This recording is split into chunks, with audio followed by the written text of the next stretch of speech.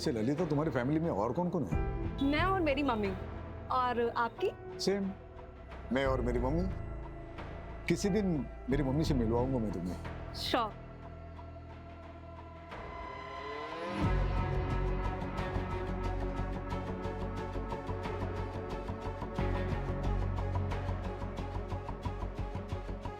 देखो ललिता, मुझे गलत मत समझना, मैं एक दोस्त की तरह मिलने आया हूँ तुम्हें। और ये ऐप पे जो अकाउंट है ना, वो मैंने नहीं बनाया था, मेरे दोस्त ने बनाया था मेरे नाम से।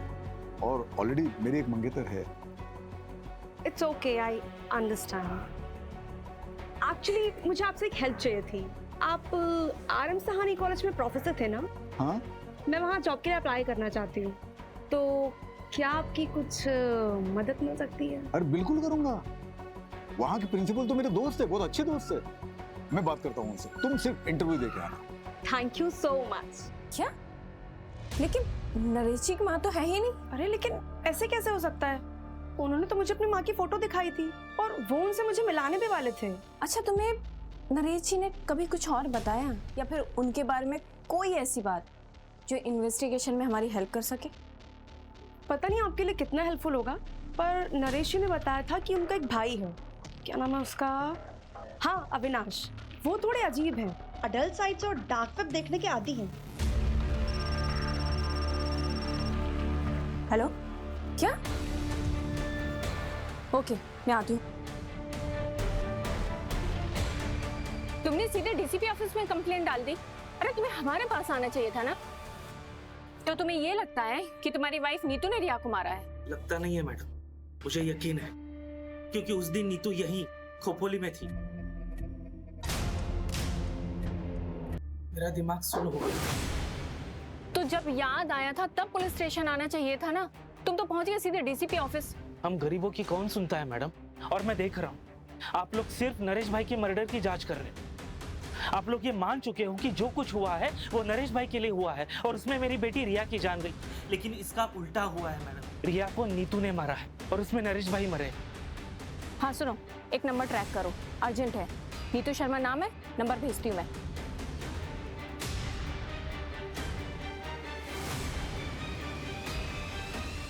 चलो सर, मैंने नरेश की पिछले 2 साल की सीडीआर स्टडी की तो एक बात पता चली। नरेश का एक नेबर है प्रताप वर्मा, उससे काफी बातें होती थी उसकी। और सर सीडीआर में एक और बात पता चली, ये नरेश की फैमिली उससे 1 साल पहले ही टच में आई है। 1 साल पहले तक तो किसी को नरेश से कोई मतलब नहीं था। पर ये 1 साल पहले अचानक से नरेश की जिंदगी में ऐसा क्या हुआ कि सबको उसके प्रति प्यार जाग गया? Anyway, नरेश की माँ का कुछ पता चला? अभी तक नहीं सर, मैंने फैमिली से पूछताछ की। उनका कहना है कि 20 साल पहले उसकी माँ मर गई थी। तो फिर नरेश ने अपनी माँ बताकर ललिता को फोटो किसकी दिखाई?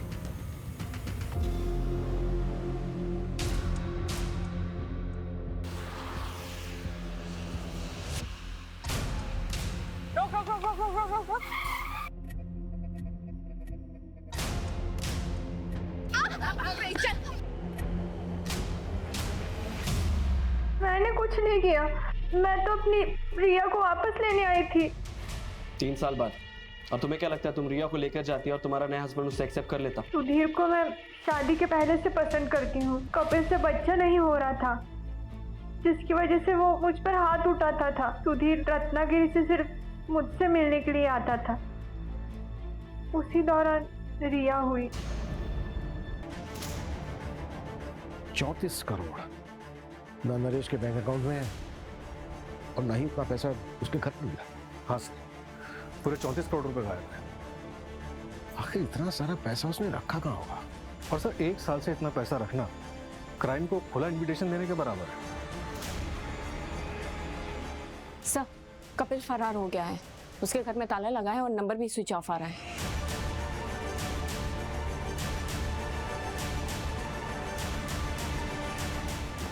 सर ललिता सही बोल रही थी, मैंने नरेश के ऑनलाइन ड्राइव से ये फोटो रिकवर किया है। What? हाँ सर, सुनिधि नाम है उसका। ये देख, ये इसका नाम सुनिधि है, यहाँ वाशिम में परिवार के साथ रहती। दोनों लिव इन में रहते हैं। नरेश ने इन दोनों को अलग करने की भी कोशिश की थी। देखो सुनिधि, मैंने तुम्हारे लिए बहुत अच्छा लड़का देखा है, अच्छी फैमिली से, मेरे दोस्त प्रताप का बेटा है, वकील फैमिली से। पापा, आई डोंट बिलीव दिस। मुझे लगा आप यहाँ पे मेरे और सुनिधि के रिश्ते को एक्सेप्ट करने आए, लेकिन आप तो हमारे रिश्ते को तोड़ने में लगे। लेकिन मैं ऐसा होने नहीं दूंगी। बाप हूं तुम्हारा, फिक्र है तुम्हारी, इसलिए ये गलती तुमसे होने नहीं दूंगा मैं। मेरे जीते जी ये शादी हो नहीं सकती। ठीक है, फिर आप मेरे लिए मर गए। चल सुन, रुबी, यार नरेश अंकल ने पापा को फिर से फोन किया था। लड़के वालों को ये रिश्ता मंजूर है, उन्होंने मुझे लड़का देखने के लिए बुलाया है। तू फिक्र मत कर, मैं हमारे बीच किसी को भी नहीं आने दूंगी, किसी को भी नहीं। सर, अविनाश की सीडीआर के मुताबिक 31 मार्च की रात को उसका फोन रात 9 बजे से 12 बजे तक बंद था। 9 से 12 के बीच में फोन बंद था। नरेश और रिया का मर्डर भी इसी बीच में हुआ। मतलब पॉसिबल है कि उस रात को अपने घर गए ही ना हो। उस रात झगड़े के बाद तुम वापस घर नहीं आए थे, कहाँ गए थे? सूरज, अविनाश को उठालो। और रेखा का क्या हुआ? उसकी माँ है? नहीं है सर, 6 साल पहले गुजर गई और अब रेखा का फोन भी बंद आ रहा है।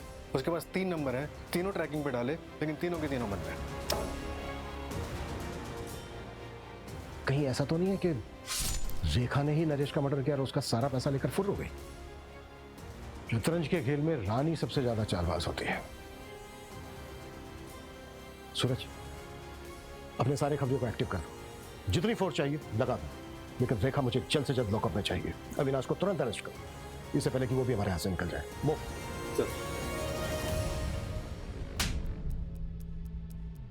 याद आया? हाँ, वो 34 करोड़ वाली बात। मुझे पता था कि भैया के पास 34 करोड़ रुपए हैं, पर मैंने नरेश भैया का मर्डर नहीं किया सर। 31 मार्च की रात को अपना मोबाइल फोन बंद करके कहाँ गया था तुम? वो मैं अपने एक दोस्त के यहाँ गया था। दोस्त का नाम और नंबर बोलो।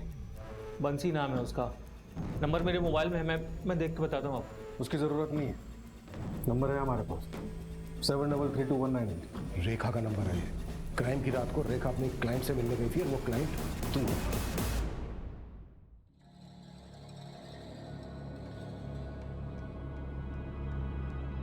क्या रेखा, इतना बड़ा हाथ मार लिया फिर भी चिंदीगिरी करने आ गई? राजा तू ना मेरा कस्टमर है और अब तक करोड़पति बनी नहीं हूं मैं। आज जब बन जाऊंगी तब सोच लूंगी ना। चल टाइम खोटी मत कर, जो करना है वो जल्दी कर। रेखा और तू दोनों नरेश से जुड़े हुए थे और क्राइम की रात को तुम दोनों साथ में थे। ये बात छिपाई क्यों हमसे? सर, माना कि ये बात मैंने आपसे छुपाई, पर अब तो आपको पता चल गई ना। हाँ, मैं एक अनलॉयल हस्बैंड हूँ, धोखेबाज भाई हूँ, पर इससे ये साबित नहीं होता कि मैंने नरेश भैया का मर्डर किया है। क्राइम वाली रात को तू होटल से 1 घंटा पहले निकला था, कहाँ गया था? सर एक मिनट। सर, जैसे ललिता ने कहा था, मैंने अविनाश की सर्च हिस्ट्री कंगाली। अविनाश डल साइट्स और डार्क वेब देखने के आदी हैं। मुझे कुछ मिला नहीं, तो मैं रैंडमली डार्क वेब पे सर्च कर रहा था, तो मुझे ये वीडियो मिला।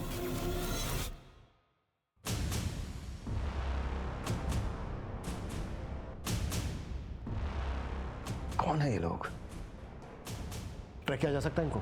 पॉसिबल है, पर टाइम टेकिंग है सर। लेकिन मुझे आपको और एक चीज़ दिखानी है। ये देखिए, उस वीडियो के बाद मैंने थोड़ा और सर्च किया तो मुझे ये साइट मिली, जो कि नरेश के मरने के 3 दिन बाद बनाई गई थी, और इसी पे वो दोनों वीडियो अपलोड किए गए थे। ये देखिए, नरेश का वीडियो।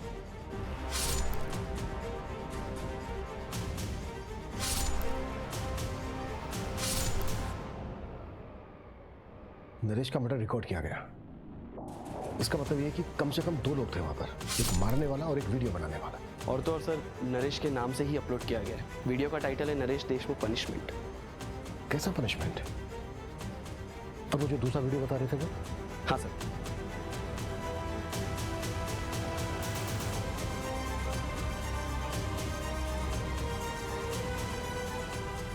मंजू, ये वही लड़की है ना जिसके साथ नरेश चैट करता था? हाँ सर, ललिता, और इससे मैंने बात भी की थी। विपुल, ये वीडियो जिसने अपलोड किया है उसको ट्रैक करने की कोशिश करो। ये बंदा जल्द से जल्द चाहिए मुझे। Okay sir. महाराष्ट्र का रहने वाला, मुझे आप लोगों से एक जरूरी बात कहनी है। सर, अपलोडर का आईपी एड्रेस ट्रैक हो गया है। ये देखिए, ये वीडियो आज सुबह ही अपलोड हुई है। धोखेबाज की तलाश जारी है। अगर आपको भी किसी ने धोखा दिया है तो उसका प्रोफाइल हमें भेजिए, उसकी सजा हम तय करेंगे। ये तो खुलेआम सुपारी उठा रहा है। नहीं सर, हर कोई डार्क वेब एक्सेस नहीं कर सकता। आईपी एड्रेस क्या है? शॉकिंग है सर, ये देखिए। ये मास्क तुम्हारे घर से मिला है और डार्क वेब का जो आईपी एड्रेस है वो तुम्हारे फोन का है।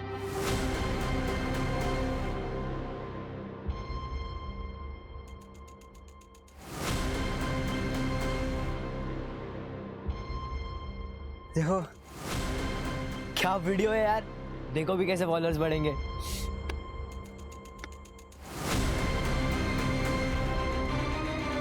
सर हम लोग सिर्फ फेक मर्डर सीन शूट करते थे वायरल होने के लिए, हमने नरेश का मर्डर नहीं किया है।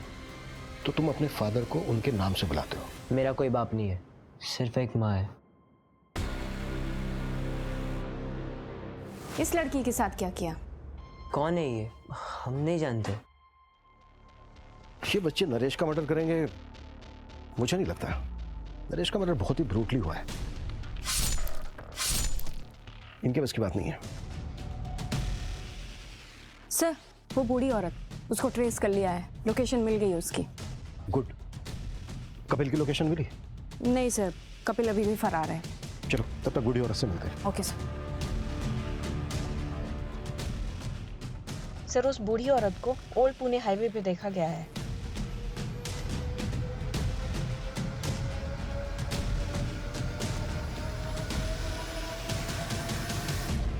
माता जी उठिए। मैंने समझाया था उसे, लेकिन उसने मेरी बात नहीं मानी। उसने जब झूठ बोलने के लिए कहा था तभी मैं समझ गई थी जरूर इसके साथ कुछ होने वाला है। कैसा झूठ लगी? माँ ये देख, कुछ कपड़े लाया हूँ तुम्हारे लिए। क्या? अच्छे है ना? मैं क्या बोल रहा हूँ, कब तक तू ऐसे सड़कों पे पड़ी रहेगी? चल ना घर चलना। अरे बाबा, अपने घर की महाभारत झेल चुकी हूँ मैं। बेटा और बहू ने सड़कों पे फेंक दिया, अब तेरे घर की महाभारत झेलूं? मुझसे नहीं होगा। अरे माँ, मेरे घर में महाभारत होने के लिए घर में कोई होना भी तो चाहिए। क्यों? पैसों की बात सुनकर कोई नहीं आया? सोचा था 34 करोड़ का झूठ बोलूंगा तो सारे दौड़े चले आएंगे, सारे साथ में रहेंगे, फैमिली साथ रहेगी, अच्छा लगेगा। तो कोई फायदा नहीं हुआ। उन्हें प्यार नहीं है मुझसे, पैसों के लिए फोन करो, दिखावे के लिए फोन करो। तो क्या वो क्रिप्टो की 34 करोड़ वाली बात झूठ थी? और नहीं तो क्या। अरे अरे साहब, 34 करोड़ होते तो राजा की तरह नहीं रहता।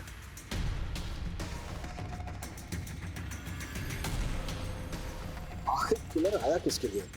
जिया के लिए, शकील नरेश के? मंजू जो दूसरा अपलोडर था उसकी कोई अपडेट? ललिता की लोकेशन डिटेल्स चेक कर रहे हैं, अगर उसकी लास्ट लोकेशन पता लग जाए तो शायद हम दूसरे अपलोडर तक पहुंच जाए। सर एक और बात, कपिल ने अभी एक वीडियो अपलोड किया है ऑनलाइन, जिसमें उसने पब्लिक से गुहार लगाई है कि पुलिस उसे झूठे केस में फंसा रही है। तो तुम भागा क्या कर रहे हो? मंजू मेरे केबिन में आओ। Yes sir. मंजू ये देखो, इस साइड पे जितने भी वीडियो हैं उनमें जो मास्क है उसमें साइड लॉक नहीं है, और ये ललिता वाला वीडियो देखो, इसमें जो मास्क है उसमें साइड लॉक है, मतलब दोनों मास्क अलग है। और मुझे ये पता करना है कि दोनों मास्क कहां से खरीदे गए। सर सूरज सर उसी में लगे हुए हैं। ओके। और ये ललिता वाला वीडियो ना जरा ध्यान से देखो, ललिता पर पेट्रोल डालकर जलाया गया। जब भी किसी जिंदा इंसान को जलाया जाता है तो चीखता है, चिल्लाता है, तड़पता है, इधर उधर भागता है, लेकिन ललिता की बॉडी में कोई मूवमेंट नहीं है, सिर्फ चीखने की आवाजें आ रही है। तो क्या ये साउंड फेक है? सर ये मास्क ऑनलाइन खरीदा गया, ये देखिए, ये है बायर्स की लिस्ट। और सर ये हाईलाइटेड नाम देखिए।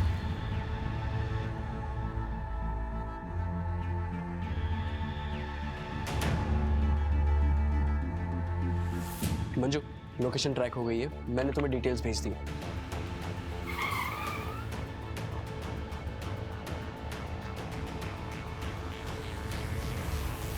कौन? Room service.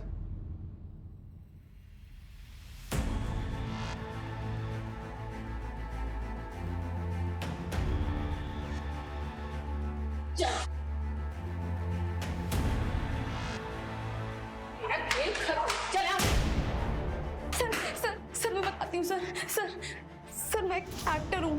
मराठी सीरियल में छोटे मोटे रोल प्ले करती हूँ। उसने मुझे बोला एक रोल प्ले करना है। सुन के मैंने शुरुआत में मना कर दिया सर, शपथ, पर फिर घर का रेंट और खर्चे तो मैंने कर लिया सर।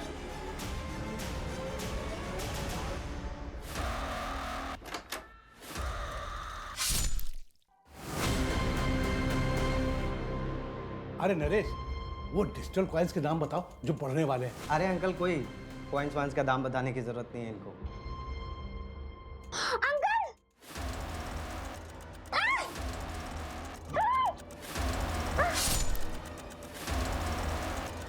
क्या करना है पापा इसका? जा टेरिस पर फेंक करा इसको।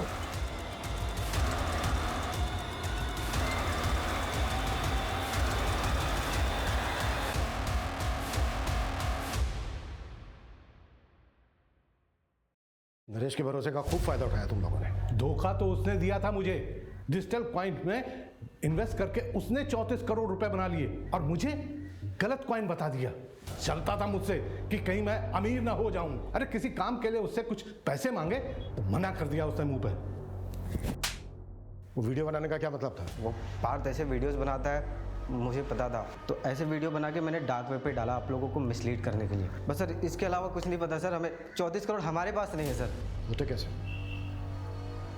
क्योंकि नरेश के पास 34 करोड़ रुपए थे ही नहीं।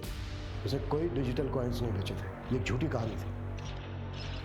तो पापा ने हमारा प्यार पाने के लिए झूठ बोला और इस वजह से हुआ पापा का मर्डर। हाँ, प्रताप, आशीष और ललिता को हमने मर्डर और साइबर फ्रॉड के आरोप में अरेस्ट कर लिया है। देखो, ये क्राइम भले ही उन्होंने किया, पर इस क्राइम को हवा तुम लोगों ने दी। तुम लोगों का प्यार पाने के लिए उन्होंने एक झूठी कहानी गढ़ी और वही कहानी सबको बोली।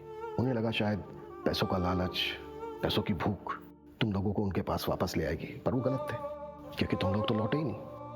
और उस झूठी कहानी ने गिद्धों को निमंत्रण दिया, जिसकी वजह से वो अपनी जान गंवा बैठे और उनके साथ वो बच्ची रिया भी बेवजह मारी गई। ये जिंदगी बहुत छोटी है, इसे अपनों के साथ बहुत प्यार से गुजारिए।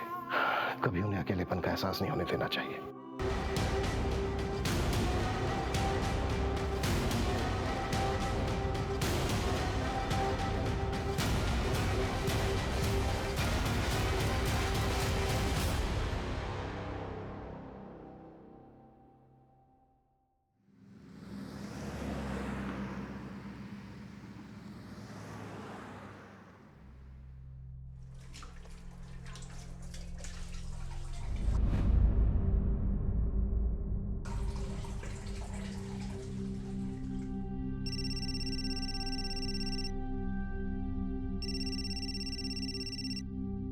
अरे ऋतिक, अरे पूरे 23 दिन बाद फोन किया तूने? बेटा हफ्ते में एक फोन तो किया कर। कैसा है तू? ठीक हूँ पापा। एक गुड न्यूज है। तू इंडिया आ रहा है? तो तू आ रहा है? कौन सी फ्लाइट से आ रहा है बता, मैं एयरपोर्ट पे लेने आ जाता हूँ। नहीं पापा, एनी प्रेग्नेंट है। क्या? अरे ये तो और भी खुशी की बात है। मैं कल ही आस पड़ोस में मिठाई बांट देता हूँ। हाँ, और मैं पहली वाली फ्लाइट पकड़ के चला आता हूँ वहां पर। अरे बच्चे का ख्याल रखने के लिए कोई ना कोई होना चाहिए ना वहां पर। मैं आता हूँ। पापा ये इंडिया नहीं अमेरिका है। हम लोग आने के लिए एक मेड रखने वाले हैं। ये हम वैसे ही बहुत खर्चे होते हैं। डिलीवरी के बाद मैं आपको एक वीडियो कॉल कर दूंगा। हाँ बेटा, वीडियो कॉल ही सही। पोते का मुंह वीडियो कॉल पर देख लेंगे। बेटा ऋतिक, आज अगर तुम्हारी माँ जिंदा होती तो बहुत खुश होती। कौन सी माँ पापा, पहली या दूसरी?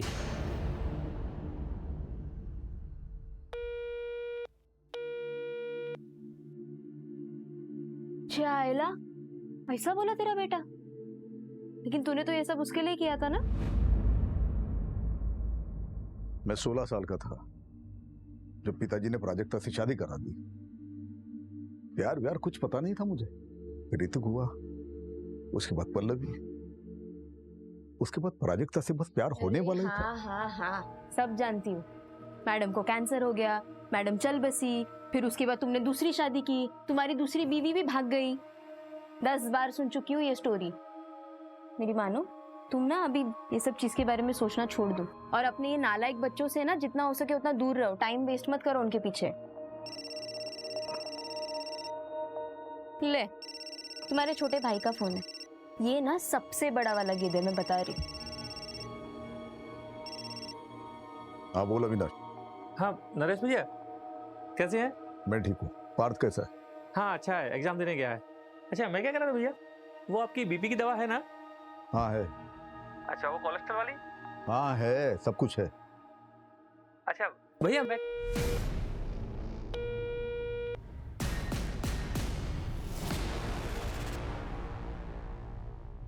पापा दवाई का टाइम हो गया, आप दवाई ले लो, उठ जाओ। अरे वकील साहब। हाँ नमस्ते अंकल। नमस्ते नमस्ते। अरे कैसी है तबीयत?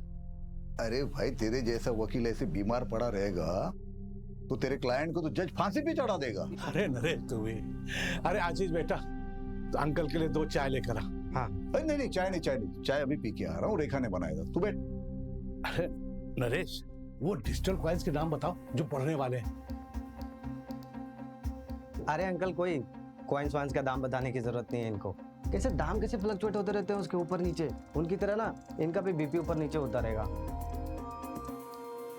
अरे बाप की सेहत का इतना ही ख्याल है तो प्रताप के लिए एक बहू ले गया अच्छी सी। आपने इसके नाम प्रॉपर्टी कर दी, उसके बाद क्या?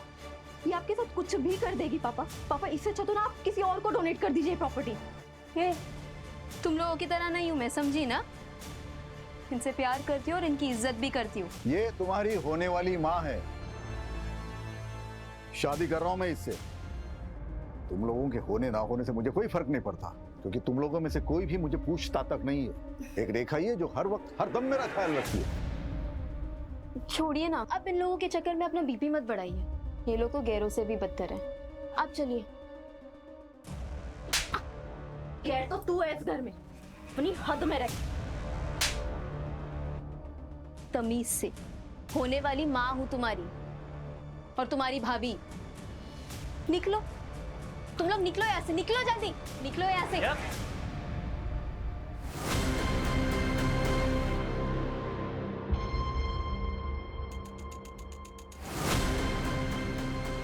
बुढ़ापे में दिमाग खराब हो गया पापा जी का। घी अगर सीधी उंगली से ना निकले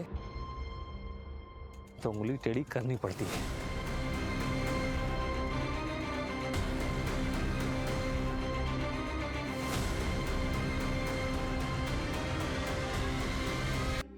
तो आप उसे नरेश जी के घर देखने नहीं गए? मैं दुकान पे था देर रात तक। हमेशा की तरह मुझे लगा शायद वो वहीं सो गई होगी। मुझे जाना चाहिए था, मेरे बच्चे बच जाते। रिया की माँ कहाँ है? 3 साल पहले मुझे और रिया को छोड़कर भाग गई वो।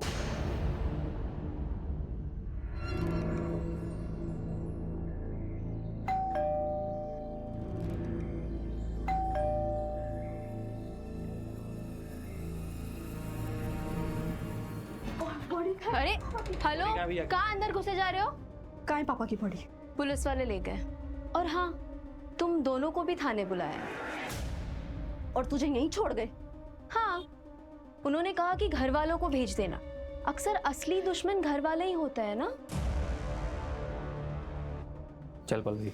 वैसे कल रात के झगड़े के बारे में मैंने अब तक पुलिस वालों को नहीं बताया। हाँ, अगर चाहती तो बता सकती। मतलब क्या है तेरा? कल रात को ही तुम लोगों के साथ उनका झगड़ा हुआ। या आप पागल हो गए? इस घर पर मेरा भी अधिकार है। और कल रात को ही उनका मर्डर भी हो गया। अब इसका मतलब तुम निकालोगे या मैं पुलिस वालों को बताऊं? क्योंकि वो एकदम परफेक्ट मतलब निकालेंगे नहीं। सुन, वो मेरे भैया थे और पल्लवी के पिता। खून का रिश्ता है हमारा उनसे। और तू ना हमसे दूर ही रहना। चल पल्लवी।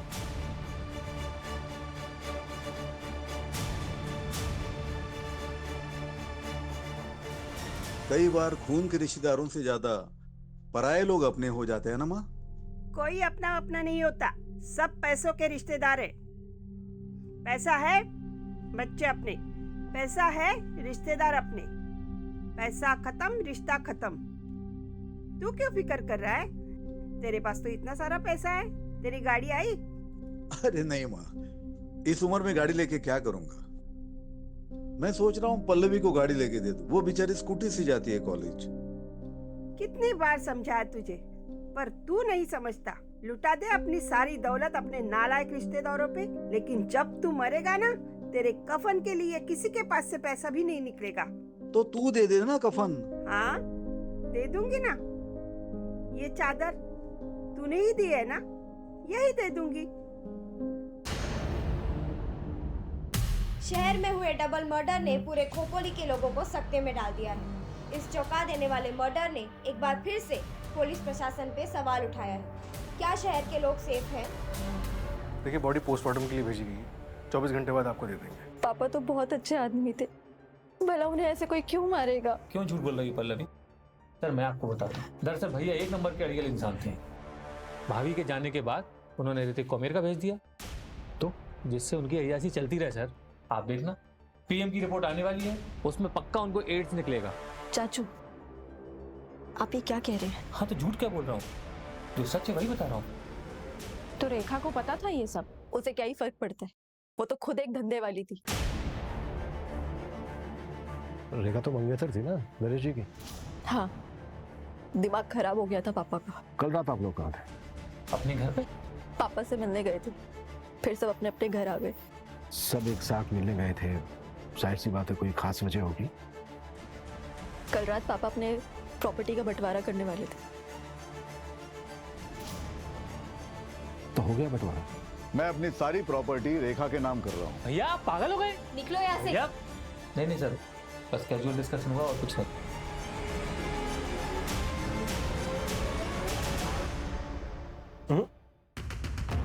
फैमिली में प्रॉपर्टी के बंटवारे को लेकर डिस्कशन कभी कैजुअल नहीं हो सकता।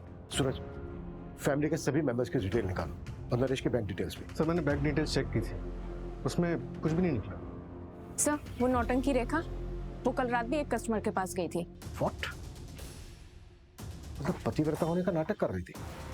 सर नरेश ने डेटिंग साइट पे एक अकाउंट बनाया था, ये देखिए। फ्रेंड लिस्ट में लड़कियां ज्यादा है। सर ये तो बड़ा रंगीन आदमी है। इतनी जल्दी जज नहीं कर सकते। सूरज वो जो बच्ची थी रिया, उसके साथ सेक्सुअल असॉल्ट हुआ था क्या? सर अभी तक पोस्टमार्टम रिपोर्ट आई नहीं। ये ले, बन गया डेटिंग ऐप पे तुम्हारा अकाउंट। प्रोफेसर नरेश देशमुख। अरे यार, ये झंझट में क्यों फंसा रहा है मुझे? देख, मैं रेखा के लिए सीरियस हूँ। अरे देख देख, एक फ्रेंड रिक्वेस्ट भी आ गई। कौन है? फोटो देख, क्या मस्त लग रही है। डाइवोर्सी है। हाय, मेरा नाम ललिता है। आप मुझे जेन्युइन लगे क्योंकि आपने अपनी फोटो लगाई। आप एक्स प्रोफेसर हो? प्रोफेसर। सर घर से जो सामान चोरी हुआ है, ये उसकी लिस्ट है, रेखा ने दी। तो ज्वेलरी सेट, चांदी के कुछ बर्तन, रिस्ट वॉच, वॉल क्लॉक और 45,000 रुपए कैश। सूरज, सभी ज्वेलर्स और खबरियों को एक्टिवेट कर दो। कहीं भी कोई ज्वेलरी बेचने आता है तुरंत हमें इन्फॉर्म करें। Right sir.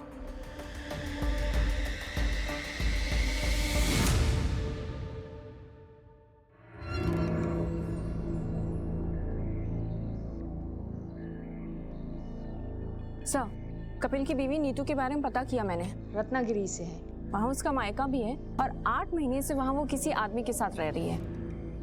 कपिल ने अपनी बीवी को डिवोर्स दिया था क्या? पता नहीं सर, लेकिन नीतू ने कभी रिया को ले जाने की भी कोशिश नहीं की।